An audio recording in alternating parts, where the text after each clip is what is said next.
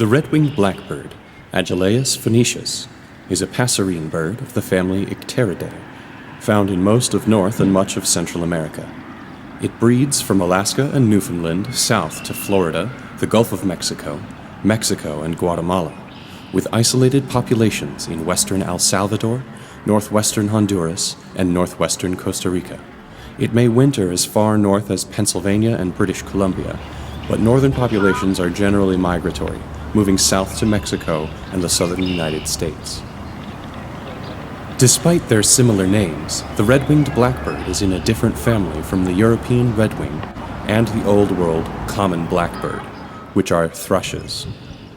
The red-winged blackbird was originally described as Oriolus phoenicius by Linnaeus in his 18th century work, Systema Naturae, but was later moved with the other American blackbirds to the genus Agelaius.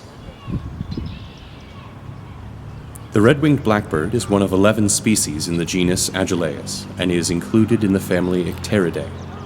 The genus name is Latin, derived from ancient Greek, agelaios, meaning belonging to a flock. The species name, phoenicius, is from the Latin word meaning deep red.